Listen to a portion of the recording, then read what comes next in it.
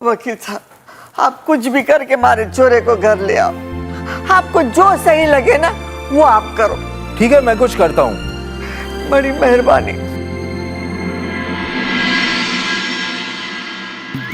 भाई, जो इन्हें सही लग रहा है वो ये करेंगे, जो हमें सही लगेगा हम करेंगे। क्या हुआ? कोई सुन तो ना रहा हमारी बात?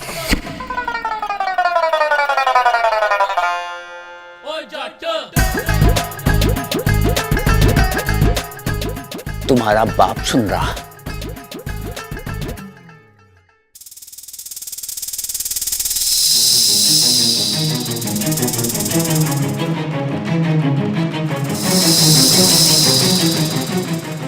बब्बल जी, आप चिंता मत कीजिए, ममता भाभी को कुछ नहीं होगा। मैं उन्हें कुछ नहीं होने दूंगी। बस कुछ समय की बात है। बब्बल जी, बहुत जल्दी आप दोनों अपने घर में होंगे, आपके अपनों के साथ, और ये आपकी इच्छा का वादा है। अच्छा,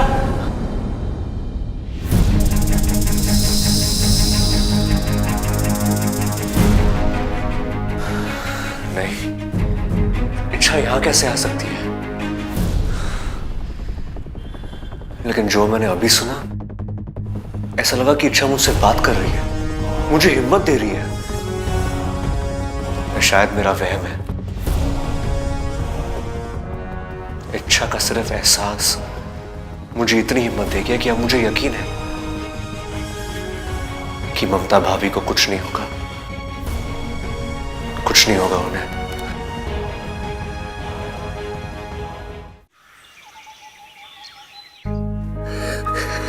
कहाँ मम्मी?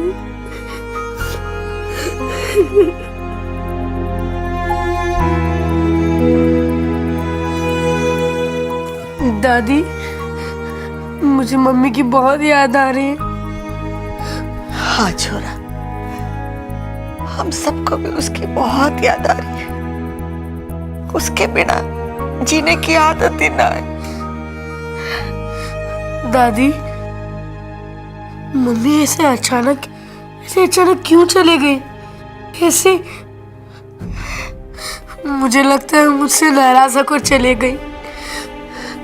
मैं हमेशा उन्हें तंग करता था ना, उनकी कोई भी बात नहीं मानता था,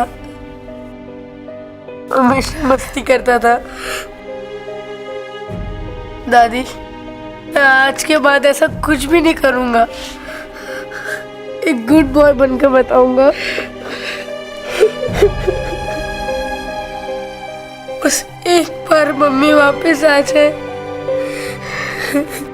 आ जाएंगे छोरा, जरूर वापस आएगी। जिन हालात में वो होगी उन हालात से लड़कर वापस आएगी। क्योंकि बेटा, एक औरत तो हिम्मत हार सके, लेकिन एक माँ कभी हिम्मत नहीं हारती। हमारी आवाज उस तक पहुंचे ना पहुंचे, लेकिन तेरी आवाज जरूर उस तक पहुंचेगी। देख लेना छोरा, वो तेरी खातिर जरूर वापस आएगी।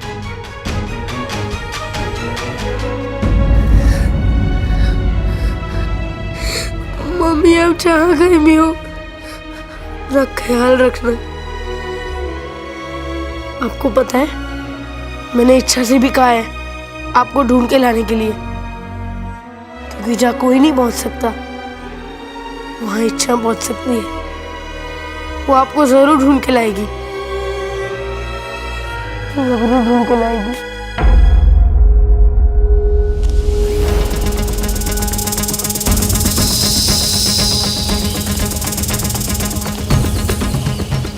सातपुरा का जंगल, सरपेश ने तो यही जगह बताई थी। ममता दीदी यहीं कहीं होनी चाहिए, लेकिन इतने घने जंगल में ममता दीदी को ढूंढना यानी, लेकिन ढूंढना तो पड़ेगा। पप्पू को वादा जो किया है।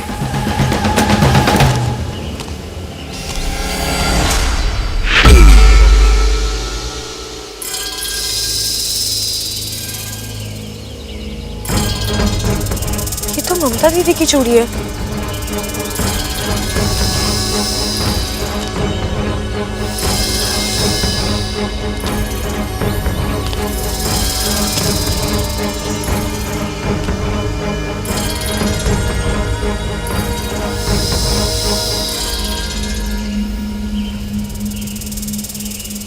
एक और चूड़ी?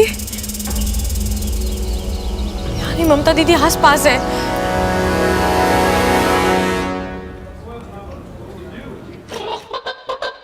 अरे भाई बात सुनो मेरी, मैं दादी से बात करूंगा, घर पे आपकी पसंद का खाना बनेगा, लेकिन ये वाला सिलेंडर ना आप दादी को वापस कर दो। अरे छोटे, फिर भूल गया तू? क्या? ये रसोई वाला सिलेंडर ना है, दवाई वाला सिलेंडर है। और हम यहाँ बब्बल को छुड़ाने आए हैं। तू किताब में लिखता ना है क्या आजकल? भाई लिखता हूँ, एक एक चीज लिखता हूँ, लेकिन पढ़ना भूल जाता हूँ मैं। अरे अंदर मत भूल जाइए, घड़ी मुश्किल में पड़ जाएंगे।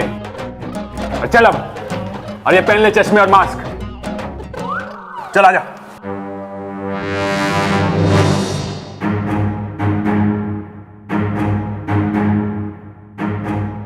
सलाम साहब। अरे अरे अरे अरे, कौन हो तुम लोग और बिना परमिशन के अंदर कैसे आ गए? अरे भाई, आपने जो मुझे बाहर समझाया था मुझे सब याद है। ये उल्टे सीधे सवाल पूछ के मुझे कंफ्यूज क्यों कर रहा है? चुप कर छोटे जी, हम वो दवाई छिड़कने आए। अरे यहाँ कोई पेस्ट कंट्रोल नहीं कराना है। टेस्ट? ना ना, आपको टेस्ट करने की जरूरत ना है, ये तो मच्छर और खटमल टेस्ट करेंगे। अरे मैं टेस्ट नहीं, मैं बात कर रहा हूँ पेस्ट की। ओ गेस्ट, अरे छोटे, ये हमें गेस्ट समझ रहे हैं, इसीलिए हमारी खातिरदारी करना चाहें। बड़े अच्छे आदमी हैं इंस्पेक्टर साहब। अरे अगर ये इतने अच्छे आदमी हैं तो बब्बल को अंदर करने की बेवकूफी कैसे करी इन्होंने? हैं? क्या कहा तुम लोगों ने? बबल? क्या लगते हो तुम लोग बबल के? छोटे, बटन दबाओ। अरे अरे क्या करो, पकड़ो इनको।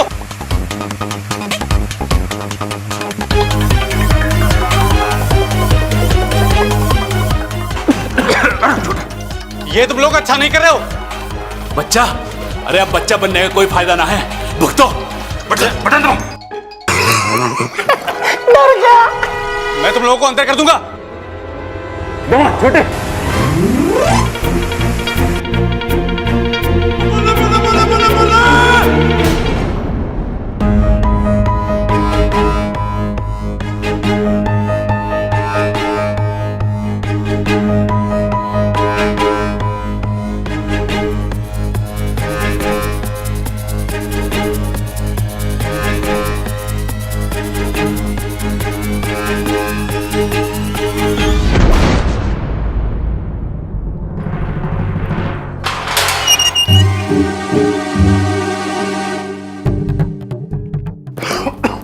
अरे बब्बल, उठ जा भाई, घर जाके आराम से सो जाना।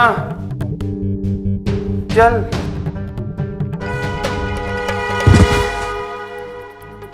ये देखो, ये भी सो गया।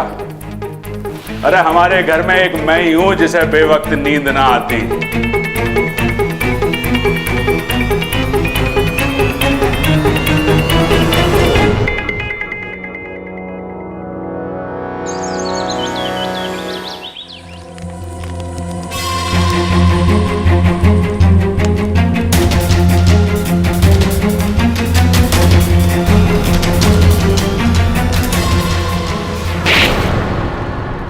मत मारो उसे, छोड़ दो। चुप, एकदम चुप। बोल और सच बोल, क्या नाम है तेरा? कहां से आई है तू? रोहतक से लेके कुताना गांव से। मैंने कहा ना, सच बोल। कहाँ की इच्छाधारी नागिन है तू? नागिस्तान की है ना? बता, कहाँ है नागिस्तान? कौन इच्छाधारी नागिन? कैसा नागिस्तान? मुझे कुछ नहीं पता। मैंने सुना था नागिस्तान के नाग असूलों के बड़े पक्के होते हैं, लेकिन कोई भी असूल जान से बड़ा नहीं होता। आज या तो फिर तू वो बोलेगी जो मैं सुनना चाहती हूँ, या फिर हमेशा के लिए चुप हो जाएगी।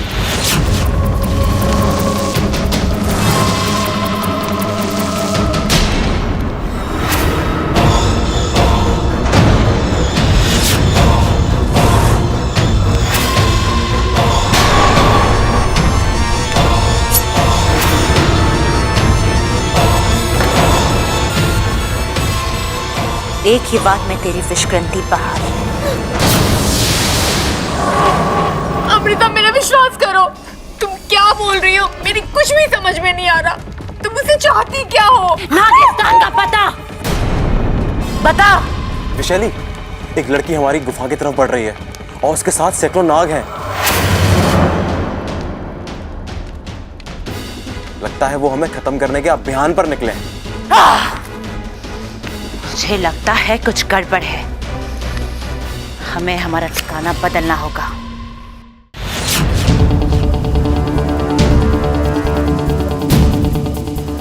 चल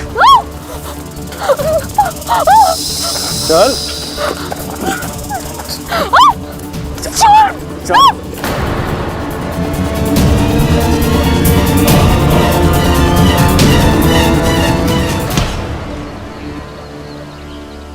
ममता दीदी,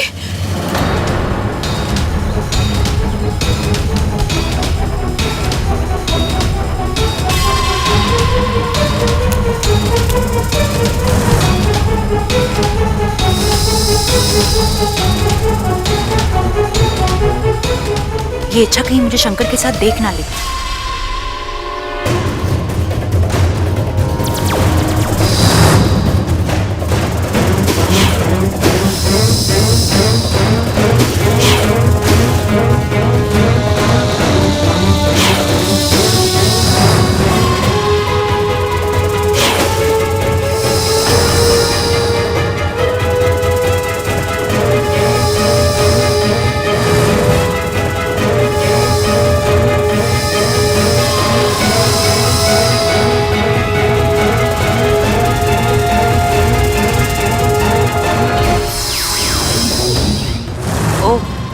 तो ये इच्छाधारी नागिन है।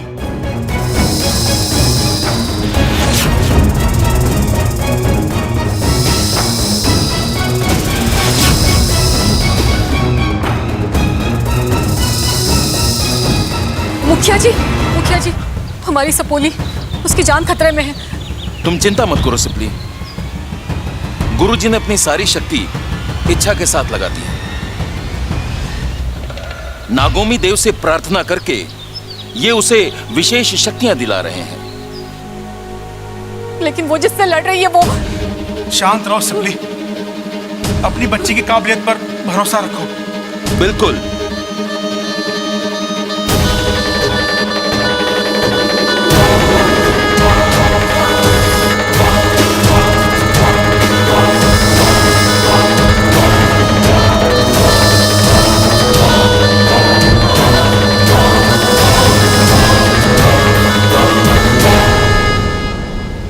खतरा टल चुका है। इच्छा अब सुरक्षित है।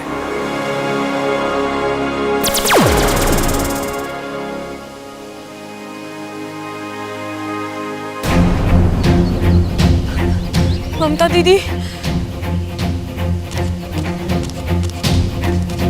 ममता दीदी, ममता दीदी,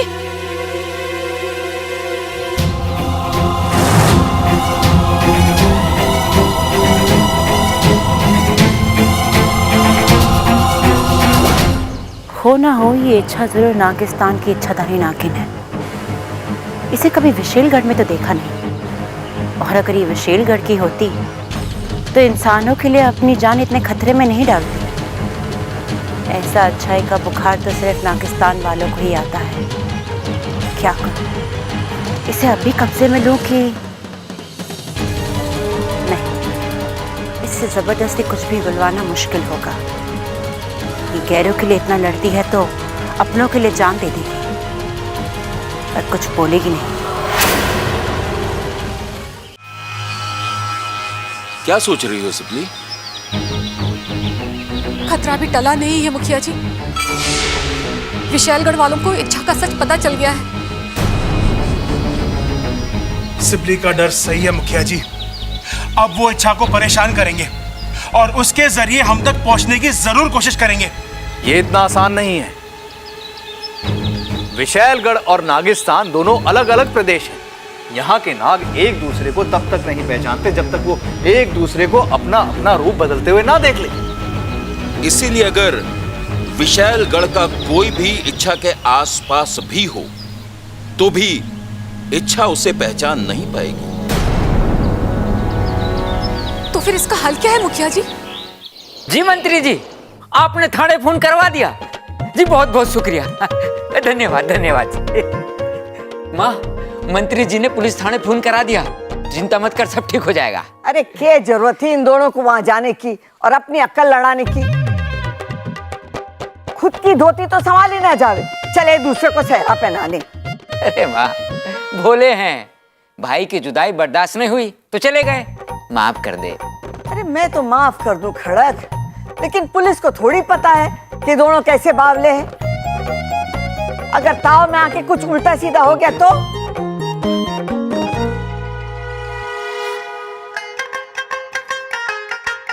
तुम लोग आ गए, जीते रहो जीते रहो। कमाल हो गया आज तो, मंत्री जी की कृपा शिव जी की कृपा से जल्दी हो गई, धन्य है। हाय मेरे बच्चों, तुम लोगों को मारा पीटा तो नहीं पुलिस ने? अरे पुलिस हमें क्यों मारेगी माँ? अरे तुम सब जेल में जो थे। अरे माँ, खेल में ना थे, जेल में थे हम। ए भाई, तेरी माँ भी तो यही कह रही है, चुप कर। अरे माँ, पिताजी हम सब बिल्कुल ठीक है।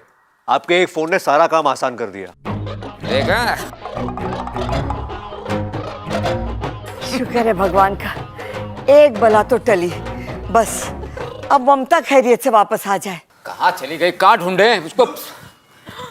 अरे अरे नाना भैया, कहाँ घुसे चले आ रहे हो? पता ना घर में कितनी टेंशन चल रही है और तुम खटिया बेचने आ गए। चलो चलो चलो, ना चाहिए। प्रबल भैया ठीक से देखिए, ये सिर्फ खटिया नहीं है, खटिया पर आपकी बीवी भी है।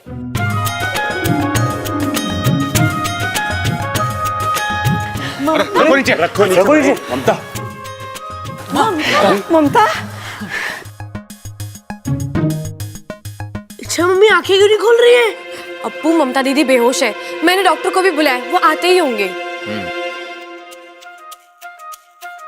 लगता है ममता सो रही है। अरे भाई, बाहर इतनी ठंडी हवा चल रही है, भाभी को नींद आ गई होगी। आप आवाज दो, जरूर जाग जाएगी। भाग जाएगी? ना, फिर तो सोने दे इसे। रे भाई, तेरे कानपुर में हड़ताल है ना, तू जानता है ना? चुप कर। ए छोरी, ये सब कैसे? दादी, ममता दीदी को कुछ गुंडे उठाकर ले गए थे, अचानक वहां मेरी नजर पड़ी तो तूने उनके साथ दो दो हाथ करके ममता की जान बचा ली। देखा माँ, संगत का असर। छोरी मेरी तरह बहादुर हो गई है।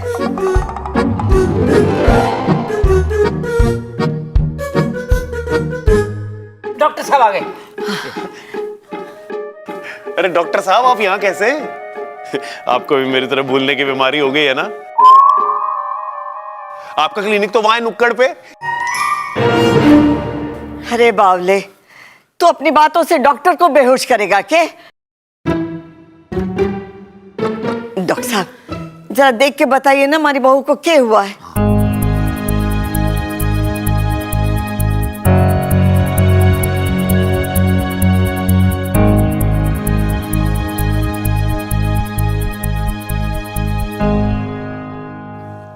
चिंता की कोई बात नहीं है,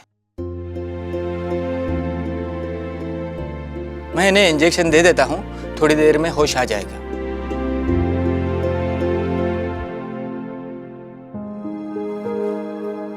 छोरी, और कितने एहसान करेगी हमारे परिवार पर।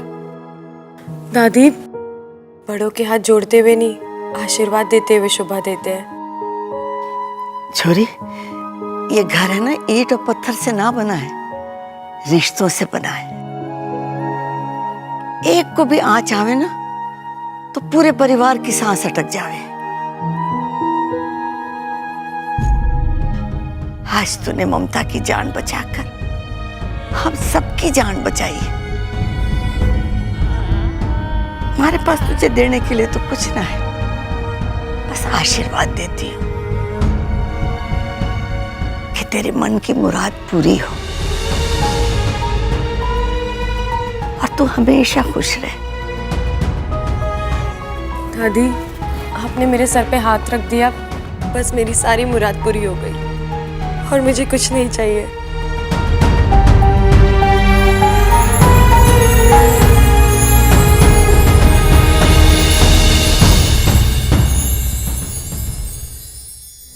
दादी, आपने आशीर्वाद तो दे दिया, पर मैं एक नागिन हूँ और मैंने जो मुराद की है वो कभी पूरी नहीं हो सकती।